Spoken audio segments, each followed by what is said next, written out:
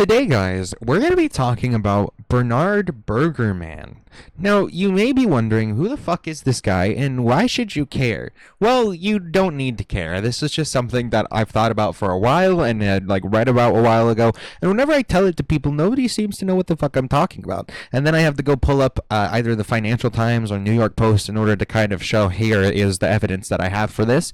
But essentially, today we're going to be talking about Bernard Bergerman and the kind of genius that is the various porn sites that are on the internet. So, if you did not know, basically, Pornhub, YouPorn, Brazzers, and several of the large name websites that you're probably thinking of right now are all owned by one company called MindGeek.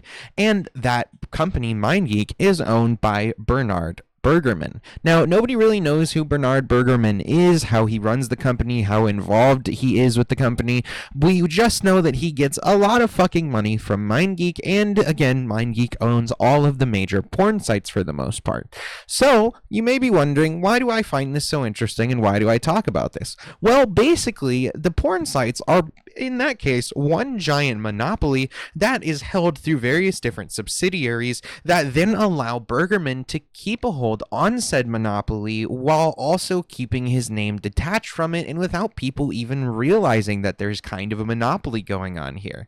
Also, what it does is it allows it so that when you post a video over to Pornhub, then the person at the top, of course, gets some of that ad revenue as well as the creator. So Pornhub gets some of that ad revenue every time as well as the creator does. So usually what that leads to is people going ahead and either making their own content, or what they'll do is they'll rip other people's content, which used to be far more common prior to needing verification badges in order to upload to the hub. So considering this, what used to happen is people would be able to take things like Brazzer videos and all this stuff, and they would rip them and post them to various different porn sites. And the genius behind this is that since Pornhub owns both Brazzers and Pornhub, what they would get is they would get the money from the Brazzers subscription, that being $1, a few dollars, whatever it is per month, and then on top of that they would make ad revenue from the pirated version of the video that went up onto their own other website.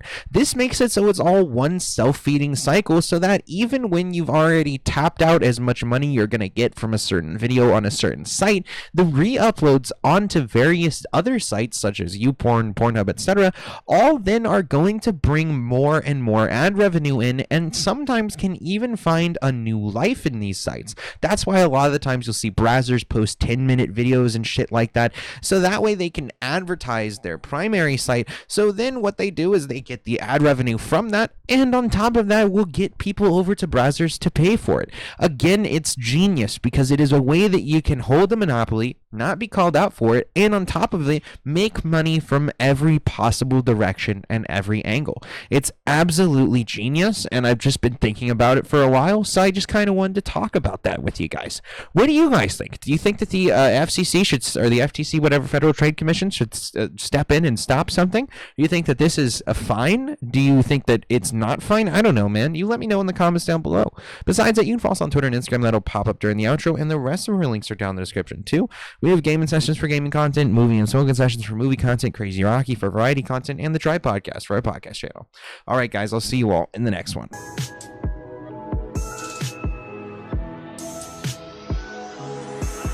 I spaced out of my head to the depths of the universe. It's a spell or a chance just to open up a newer